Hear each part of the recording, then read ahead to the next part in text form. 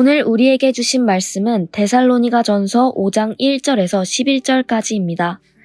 형제들아, 때와 시기에 관하여는 너희에게 쓸 것이 없음은 주의 날이 밤에 도둑같이 이를 줄을 너희 자신이 자세히 알기 때문이라. 그들이 평안하다, 안전하다 할 그때에 임신한 여자에게 해산의 고통이 이름과 같이 멸망이 갑자기 그들에게 이르리니 결코 피하지 못하리라. 형제들아, 너희는 어둠에 있지 아니하매 그날이 도둑같이 너희에게 임하지 못하리니 너희는 다 빛의 아들이요 낮의 아들이라. 우리가 밤이나 어둠에 속하지 아니하나니 그러므로 우리는 다른 이들과 같이 자지 말고 오직 깨어 정신을 차릴지라. 자는 자들은 밤에 자고 취하는 자들은 밤에 취하되 우리는 낮에 속하였으니 정신을 차리고 믿음과 사랑의 오심경을 붙이고 구원의 소망의 투구를 쓰자. 하나님이 우리를 세우심은 노하심에 이르게 하심이 아니요 오직 우리 주 예수 그리스도로 말미암아 구원을 받게 하심이라. 예수께서 우리를 위하여 죽으사 우리로 하여금 깨어 있든지 자든지 자기와 함께 살게 하려 하셨느니라. 그러므로 피차 권면하고 서로 덕을 세우기를 너희가 하는 것 같이 하라. 아멘.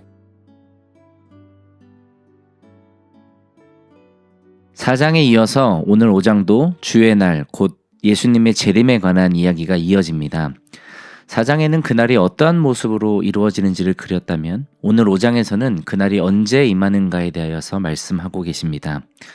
과거에는 자신이 재림의 날짜를 고지받았다고 하는 소위 시한부 종말론에 심취한 이단들이 횡행했는데요. 이것은 많은 교회와 가정을 파괴한, 그리고 삶을 무너뜨린 사이비 이단 사설이었습니다. 최근에는 그러한 이단은 쉽게 찾아보기 어려운 것 같습니다. 근데 우리는 오히려 그 반대의 문제를 겪고 있는 것이 아닌가라는 생각을 해봅니다. 달리 말하면 재림에 대하여 너무 무감각해져 있는 것이 아닌가라는 생각을 해보는 것입니다. 오늘의 본문의 결론은 이렇게 나고 있습니다. 11절인데요. 그러므로 피차 권면하고 서로 덕을 세우기를 너희가 하는 것 같이 하라. 이것은 어제 본문인 4장의 마지막 절인 서로를 격려하라와 같은 결론이기도 합니다. 그러니까 사도 바울은 지금 재림에 관하여 무엇인가를 교회에서 그리고 지체들이 서로 나누고 권면하며 세워가기를 격려하고 있는 것입니다. 오늘은 그 부분에 대해서 좀 자세히 보기를 원합니다. 1절에서 사도 바울은 말합니다. 그때와 시에 대하여는 너희가 자세히 알고 있다. 그것은 우리 모두도 동일합니다. 우리는 그날, 그때가 언제인지는 오직 아버지께서만이 알고 계시다라는 것을 이해하고 있습니다. 그날은 도적같이 말 것입니다. 예수님께서도 요한계시록에 수없이 반복하여 말씀하십니다. 내가 도적과 같이 임하리라. 본문에서는 또 다르게 이 내용이 비유되는데요. 바로 임신한 여인이 때가 이르면 해산을 하게 된다라는 비유입니다. 물론 현대의학에서는 매우 정확한 출산 날짜를 고지하게 됩니다. 근데 그 당시에는 그렇지가 않았습니다. 그 때가 언제인지, 날짜가 언제인지 정확히 알 수가 없었던 것이죠. 그런데 흥미로운 것은 이것입니다. 사도 바울은 4절에서 이렇게 말씀하십니다. 형제들아, 너희는 어둠에 있지 아니하매 그날이 도둑같이 너희에게 임하지 못하리니.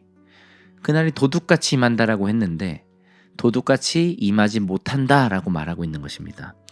어떤 사람들에게 도둑같이 임하지 못합니까? 어둠에 있지 아니한 사람입니다. 우리 오늘의 본문에서는 빛과 아침은 영적인 근면과 깨어있는 상태를 상징합니다. 반면 밤과 어둠은 영적인 잠 혹은 영적인 게으름, 영적인 무감각을 상징합니다. 즉 영적으로 잠들어 있는 자들에게는 그날이 재난처럼 다가오게 되겠지만 영적으로 깨어있는 자들에게는 결코 그렇지 않다라는 뜻입니다. 3절에서 말하는 평안하다, 안전하다 라고 말하는 사람들이 바로 이와 같이 영적인 무감각에 있는 사람들을 말합니다. 그들은 소위 팍스 로마나라고 하는 그러니까 정치적으로 혹은 경제적으로 구축된 안녕과 평화에 취해서 재림에 대해서는 무감각해져 있는 사람들입니다. 사실 평화와 안전을 추구하는 것은 인간의 본능입니다. 우리는 어떻게든 우리의 삶이 안정적으로 보호받기를 원합니다. 제가 얼마 전에 어떤 투자 광고를 보았는데요. 이렇게 쓰여져 있었습니다. 안정된 수익 보장. 그러니까 좋은 학교, 좋은 직장, 좋은 연봉, 좋은 투자 이런 것들의 다 목표가 무엇일까요? 안정감입니다. 그런데 문제는 하나님 밖에서 찾는 안전한 만큼 커다란 교만과 우상이 없다는 것입니다. 이스라엘 백성이 젖과 꿀이 흐르는 약속의 땅에 들어갑니다. 그런데 그 땅에 젖과 꿀이 흐르려면 단 한 가지 절대적인 조건이 필요했습니다. 바로 비입니다. 애굽에는 배수 시스템이 잘 개발되어져 있습니다. 그래서 강물을 끌어다가 쓸 수 있는 시스템이 갖추어져 있었습니다. 그런데 약속의 땅은 그러한 곳이 아닙니다. 완벽한 하나님의 주권으로 주어지는 비가 아니면 생존이 불가능한 땅이 바로 약속의 땅이었습니다. 그래서 많은 순간 타락한 이스라엘에게 돌아오라라고 말씀하시는 하나님의 말씀에는 자주 너희가 돌아오면 내가 이른 비와 늦은 비를 계속 내려주겠다라는 약속이 주어져 있는 것입니다. 이것이 하나님이 주시는 안정감입니다. 하나님 밖에서 구축된 안정감은 우리를 하나님에 대하여 게으르게 하고 하나님에 대하여 무감각하게 하는 것입니다. 그럼 어떻게 하는 것이 낮에 속하는 것일까요? 8절에서 말씀하십니다. 우리는 낮에 속하였으니 정신을 차리고 믿음과 사랑의 호심경을 붙이고 구원의 소망의 투구를 쓰자. 가슴에는 주를 향한 신뢰와 사랑으로 가득 채우고 우리의 생각에는 그 구원을 향한 기대감으로 채우는 것이 우리를 영적으로 더더욱 깨우는 것입니다. 이것을 요약하는 말이 바로 10절입니다. 예수께서 우리를 위하여 죽으사 우리로 하여금 깨어있든지 자든지 자기와 함께 살게 하려 하셨느니라. 예수님이 십자가를 지신 목적이 무엇입니까? 그분의 구원의 목적이 무엇입니까? 자기와 함께 살게 하는 것입니다. 여기서 깨어있든지 자든지라는 말은 앞선 4장에서의 맥락을 보면 예수님의 재림 때에 이미 생존해 있던 자, 이미 죽은 자들을 말씀하는 것으로 보입니다. 근데 동시에 5장에서의 맥락을 보면 영적으로 깨어있는 사람들이건 잠들어 있는 사람이건 주님은 그들과 함께 하기를 원하신다라고 이해할 수 있습니다. 그래서 바울은 11절에 결론을 내릴 때 그러므로 피차 권면하고 서로 덕을 세우기를 너희가 하는 것 같이 하라라고 말씀하고 있습니다. 깨어있는 자들은 잠들어 있는 자들에게 권면해야 됩니다.